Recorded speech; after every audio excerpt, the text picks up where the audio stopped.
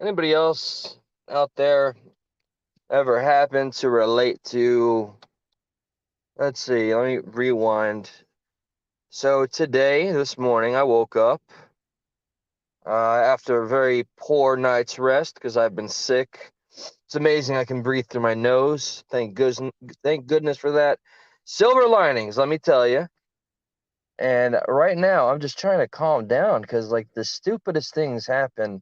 Sometimes I really wonder, I really would like to think that I understand people, and in general, I mean, we're all individuals and, just we get along, we don't, and everybody has such a different sense of humor. So right now, like, I didn't start this live with the kind of energy that I was really hoping to keep, which was how positive, how lovely, how amazing Friday night and Saturday, at least while I was awake, was a peaceful pug. I'm getting there, I'll tell you. Right now, it's at this point. I mean, it was awful last night. Let's see. Okay, the big concert stuff. Where my body was humbled. I think that's on Saturday when we left the hotel. When I got to my bed in the house, I stayed in bed till 10 minutes to 9 p.m. And then I woke up and stayed awake and just couldn't breathe. And fast forward to Sunday, and that didn't feel great. Here I am. I decided I had to soldier through. I promise. I'm telling all this with a point. I had to soldier through because extenuating circumstances. One of my department managers got promoted. He's gone, and they made my associate, who's full time, work two double shifts, and a part timer that would normally be helping us out is in the hospital, fighting for his freaking life. He seized up and collapsed and yada yada. I wish him well. He got out of the hospital. And just now, like minutes ago, I'm so as I said, when you're sick, you're probably not in the best mood, right? Whoa, Tennessee royalty. Did we have a confusing tete-a-tete, even though no, I don't think so. I think there's a lot of dudes out there with Tennessee in their names. Whatever the case, bro, I hope you're well, sincerely. Uh so all right, I feeling like shit. I soldiered through. I got here early, and I'm at my store, my magical dildo shop, and a couple of people that I have to call because they're in a separate. Hey, Witchy, hello there. They're in a they're in a separate store entirely from me. Like, I'm in the liquor store. It is not an aisle; it's a store, and they're just like calling me nonstop. And so I'm just, holy shit! Somebody behind me is going freaking like 100 miles per hour. And I don't know, whatever the case, their little jokes wasn't funny, and I wanted to kind of stomp them figuratively, not literally, like allegedly. I wanted to stomp these fools for wasting my time. I want to get home. I wanted to talk about this, which was Friday. So let me use the energy and try to articulate everything that went down, which was awesome. First off, Revolutions, Static X. This was at Revolutions in Las Olas. I got to see friends from high school. Inadvertently, I'll take a little bit of credit for this because this kind of sucked for my buddy. My friend from way back when, he's like 6'5". He's a firefighter, and when I ran into him in the concerts, I was struggling. I was really struggling to get to the mosh pit. I was just watching the mosh pit. I have a lot of footage of this night. Took a lot of pictures. Matter of fact, the thumbnail of this very live is a picture of me in the mosh pit. I think that's my hand in there. There's another picture I got right after I elbowed some guy in the jaw. I figured I'll take a picture. I'm not a tough guy. It just, these things happen in the pit. But anyway, so my buddy, I'll avert his name because, yeah, he is a fireman. So on his way to trying to help me get to the mosh pit, and he's got his wife's hand, and he's kind of dragging her along. We get to this area where there's this big bald dude and his crew, and they're like trying to tell us which way we should be going. We got to all shout at each other, and I don't know what was said. This is a off-duty cop that's bald, stocky, really pissed off, and my buddy from way back when. He's about my age. All I hear is him saying, "Hey, don't be a dick." And then all of a sudden, this off-duty fireman and this off-duty cop, they're swinging a little bit. And apparently, there's cameras and security got involved. And first, they kicked out the cop who, before they got kicked out, he kept tapping my shoulder while I'm trying to watch the band, saying, "Yo, man, you better tell your friend to leave because I'm gonna make him leak, bro. I want to know what precinct he's at." Because yes, at some point I was like, "Yo, man, just take it easy. He's a fireman. He's just trying to have a good time. His wife, the music." And this bald guy just would not let it go. And he just started. He puts his hand over my shoulder and he starts filming my friend's face over my shoulder, and just awkward. And they're all behind me, just trying to start a civil war of some kind. And my friend, he's never one to step down. This is one of the dudes we used to fight club with back in high school. He turns around, he just does like kind of a kiss, kiss his tongue whole thing, like one of these. Hold on, let me off cam. You know what I mean? But there's one of these like like looking at him and all that. And I just hear everybody behind me like, "Oh, you mother!" It's kind of hilarious, I have to admit. So we got close enough to the pit, and then that's when security first took Bald Man away. And then after like 20 minutes, they tapped me on the shoulder to get my buddy, and they had removed and kicked out my friend and his wife. And I feel semi-responsible for asking him to get me there, but the wife was assuring me, "Oh, don't worry. No, I told him to take me there too. It's not on you, I promise." And I spoke to him and all as well. But anyway, for the music, I'm watching the band, and remember, Static X, Wayne Static passed on. The shows are absolutely amazing and legendary, and getting lost in songs that you truly know. Like I was repeating music that I knew to a T from high school. And when certain songs come on, and the memories and the nostalgia, the magic of the moment, the energy in the air, all of the pyrotechnics and the costumes, the lights, everything. It's so freaking just, it gets your blood pumping, man. Adrenaline is going. I'm watching this mosh pit. I'm watching everybody just absolutely lose it. I got a lot of footage of a lot of mosh pitting. I was weary of a couple of the bigger fellas that were, it looked like they were just straight up like, I don't know, smashing some folks in the face or maybe being a little too overpowering. But after listening to the Static X long enough, I said, screw it. I was close enough. So I went down the stairs, which is no easy feat. You have to tap every single human being that you're going to bump into and say, "I'm going to the pit. I'm going to the pit. I'm going to the pit," so that they understand why you're pushing past them. So finally, I made it. I made it, and I told myself, because there was apprehension. I'm older. I am not high school Eli. I'm not 20s Eli. I was wondering, I'm going to go into that place and I'm going to hurt myself, and it's going to be serious. I won't be able to go to work. This is going to backfire. And then I felt like all this worry, all this buildup, it's just the same kind of shit that we think about every day. It's every doubt we've ever had before we ended up making a decision that we really learned to appreciate. It's every moment we've ever taken for granted. It's every time that we didn't take a risk. So every moment I'm looking at this pit, I'm saying, that's freedom. And me cowering away, not willing to make my way as far as I've gotten, is me saying no to freedom. I mean, in my mind, this is how romanticized it was. By the way, this is the first concert I've ever done where I didn't have a single drop of alcohol. And I think that made me more effective in the pit, because normally I would just jump in, get really winded, and start bleeding everywhere.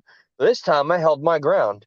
So when I got in there and I just learned to let go, I think, I don't know which song started playing, but I just allowed myself to kind of just bounce around and get pushed around. And I threw in my shots. I believe that a person that respects the mosh pit way doesn't do slam dancing and throw roundhouses and throw punches and try to hurt people, like hurt. I think it's, you use your forearms, you use your strength, you push, you use your elbow, but you don't elbow people. And And so yeah, I got lost in it. It was an ocean of chaos, and that chaos was true liberation. So I enjoyed it. I mean, I went pretty ham, pretty crazy. I got knocked down, but the respect is there. People help you back up to your feet. I helped others get back to their feet. This one little moment. I'd love any feedback. I know I'm going a mile a minute, but there was these two chicks, right? Now I remember as since the dawn of time in mosh pitting, you got to be careful with the ladies, right? But it's 2024, right? It's all equality. I don't know. I'm still confused on this one. These two ladies, they're pretty frail looking. They're pretty skinny. They grab hold of each other's hands and they start doing the spin around like they're flailing their bodies like tornado style and knocking into people. And I could tell some of the other dudes that got hit pretty bad, whether it be in the jaw or just got knocked back or not, had the wind knocked out of them, they wanted to bring some more energy. They wanted to get back at them a little different, but I don't know. Everybody maintained the respect and nobody went too nuts. And thankfully, this is one of the rare times where I didn't see a fight in the pit. The only fights I saw were outside of the mosh pit, where I was standing, where all those people were outside of those steps before you go down. That was no man's land. That's where all the fights were. I found myself shouting, "Just enjoy the fucking show," many times, but I'm grateful and I'm glad that I got to go and do this. I'm very thankful to Katie. Katie's here right now. She made it possible to make it. I wouldn't have made it on my own. I'm just too uncoordinated, unscheduled, and chaotic in and of itself, which is why that mosh pit was probably the best therapy I've had in quite some time. My body took some licks, that's for sure. My right leg is still injured. I definitely got cracked in the back of the head a few times, not with punches, maybe shoulders, head, shoulders, knees and toes, and elbows, and blah, blah, blah. It was absolutely, totally, yes, White Dragon. It was nothing short of a blast. There was no moment that made going into that pit not worth it. And then there was at some point where I was like, okay, I've had it. I cannot participate in this mosh pit anymore. I'm a bit winded. I think I made it about 6 songs, and then I became like the pit wall where you just find everybody that is encircling this mosh pit and you kind of do the Wakanda and X your arms in front of your chest, or you stick your elbows out and you just push mofos back into that sucker. So I did have a blast, and I can't wait for the next one. Kate, is Limp Bizkit in February or August? Because I've been telling people. First off, I told everybody it was going to be Limp Bizkit. That was not the case. I'm looking forward to and a little intimidated by the pit there. And once again, so glad I didn't drink alcohol and get plastered and then decide to do the mosh pit, because I know I would have ended up on the floor many, many times over. And it's better to experience things for what they are, and be present in the moment instead of looking through the filter and the lens of obscurity and the fog that comes with the lack of clarity that I've come to appreciate. Oh, I gotta blow my nose. Okay, you see, talking about this, even just being able to finally share some of this has been a way for me to get over the total bullshit I just had to go through at work, and I could tell I was pissing off one of my bosses because I was literally looking at him like, dude, I just told you what these idiots were doing. They're pranking me. They're using up our resources and our time, and you're gonna tell me you're not gonna do anything? Said, all right. So I don't want to talk too much about in-house politics and all that, but I'd like to add there's a lot of stuff going on. Oh wait, August. It is August. Man, oh man. So check it out, guys. CanCon was also at the he was at the show last night. I didn't run into him. And he said he may go to Limp Bizkit one. He wasn't certain about August. Hey Trisha, you just missed my entire breakdown of mosh pitting at the age of 39.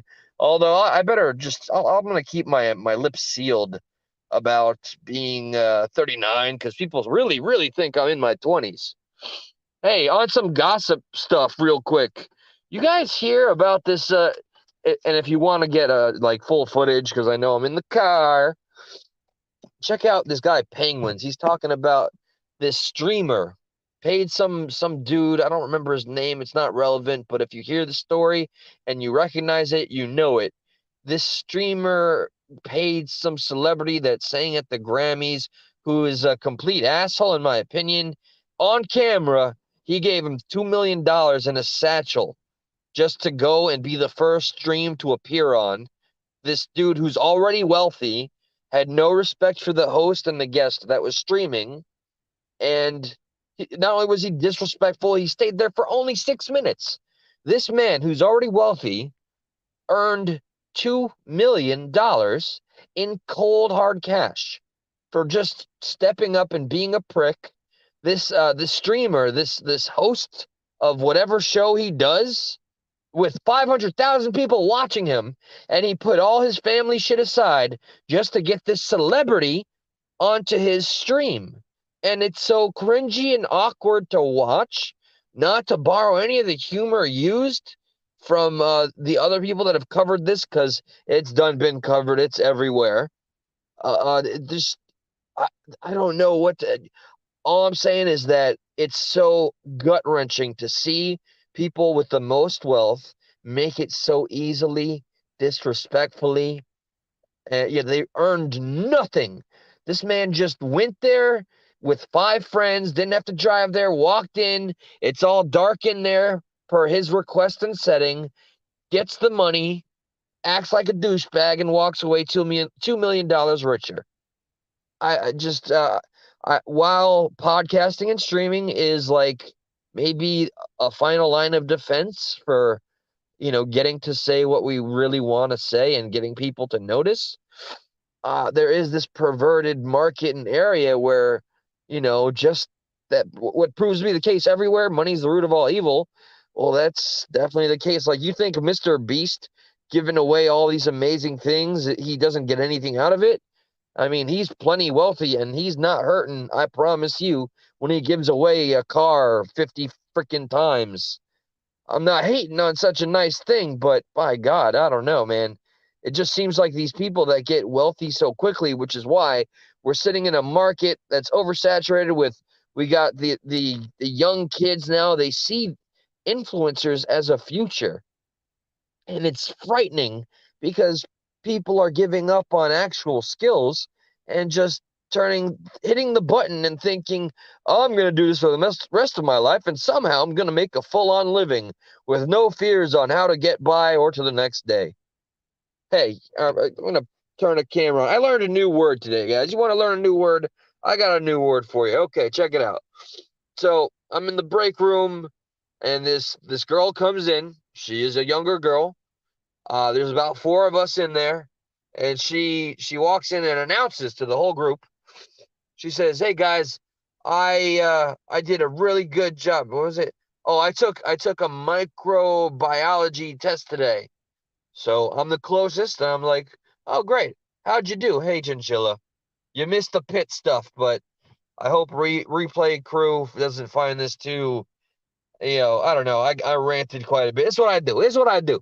All right. So this chick, she tells the whole crowd in the break room, I took this microbiology test. I'm like, okay, hey, how did you do? This is the response. I made a post about this on Facebook. I've been asking people. I'm getting some crazy responses, but for the most part, I don't think I'm in the minority. If you've heard this very thing before, please put the number 1 and let me know that I'm just a boomer. If you have never heard the term I'm going to share, hit 2 and let me know I'm not alone and going crazy. So here it goes as follows. Hey guys, I took a test today. Okay, hey, great. How'd you do? Oh, I ate. Okay. Yeah, that's it. I ate. That's her response. So I'm like in my head, did I just take a crazy pill? Probably. What do you mean you ate? I'm sorry. And she's like looking at me like I'm stupid, like I ate. I said, can you explain to me why you're telling me you ate when you're referring to The fact that you took a test. Did you eat the test? Is it an edible test? What are you talking about, youngling? She says, no, okay. So nowadays people say like this is old, okay? Everybody knows this. But like when I tell you I passed that I did well on the test or I took the test, if I say I ate it, it means I ate it up. It means I did well and passed. Have you heard this before? Please, please, to the heavens above. Rest of, yeah, no, okay. English language. What English language? There is no more English language left. We're going to end up at some part in our future just making some sounds that are a throwback to Skrillex and heavy metal that's too heavy to understand and mumble rap. And that is how we will all communicate. It won't be actual articulate sentences being delivered in substantial conversations. Yeah, just to make it clear. Okay, so I say, hey, Feral Chinchilla, about the podcast or about this stream right now. Let's, I'm eating right now. I ate. That's me saying I'm tearing it up. I mean, I feel the opposite, but I'll stop being a Debbie Downer here. So we got no cap means no lie. Uh, I ate means you tore it up, and I'm just losing track and losing interest in keeping up with the English language. I would like to announce C Fouls wherever you are, my brother. We will be collaborating very, very soon. All I got left is the stupid stuffy nose. I want to blow my nose on here, but I feel like you guys aren't ready for that. Screw it. I live dangerous, mofos. I live dangerous over here. Y'all ready? All right. You guys seen penetration on this channel? All right. Q-tips. We're gonna now go for. Can I make my own words up here? I'm gonna bust. But I mean that not in the way that you might be accommodated to. Hey, Saffron. Yes, welcome to more Eli's rants behind the wheel. At least I'm stopped this time. All right, I can't breathe in my nose, and breathing out of your mouth is just exhausting. You don't want to watch this. Avert your eyes. Oh, honk honk, yeah, because of the you. You just get me, Saffron. You get me. For that, I give you the honk honk. Oh, that's premium content. Oh, that's never gonna go away. I'm not gonna sleep an entire night. Woohoo! Okay. Oh, Katie, by the way, DC Night Terrors is available tomorrow. I pre-ordered the graphic novel. Oh, geez, I need some tea and Claritin or whatever these crazy kids are taking. Or maybe I should just get on that lean, partner. What's that, NyQuil and like Coca-Cola? Okay, so I've told my tales. Seafowls and I will be reunited, and if he is so good. I'm a manic maniac and panic, not satanic. Oh, I wrote a poem today. I could read it, but I'm not. I'll share that another time. And Josh has been talking to me, Josh from Stuck in the Middle, about collabing whenever I say so. So if I can have it my way, and if this nose can just breathe freely, ideally, I'd love to collab with both of them on their own respective days. So hopefully we see some movement and traction and action from this channel and every other respective channel. As always, my eternal gratitude and humility for everybody that takes their time to listen to my nonsense, my complete nonsense. Whether I'm telling you about the newest twang and slang, or how mosh pitting saved my life for a day, or how I can't breathe, or whatever it may be, or how I got pranked at my job and I really want to hurt some people, not literally, allegedly. Like, and I'm talking at the very worst, a paper cut on the index finger. And I didn't mention which job. It's the dildo job. So that's it. I'm gonna go now, go into the house. I'm hungry and all this stuff going on. Y'all take care, rock out, live your best. Good night. No, Saffron, you're not gonna see her. for a while, if ever, to be honest. And I will, it's only fair, give you a full explanation per your request. However, I must say, feel free to email me. I think you've done it at least once before, and I can give you the gist. I think it'd just be maybe perhaps not tactful for me to tell the tale that might not just be mine to tell. It's unfortunate, but it's the way it went. I had my reasons, and then, yeah, over explanation. But feel free, progressivepatriot44 at gmail.com. And that's that. All right. I'm gone, guys. That's enough. Good night. Ah.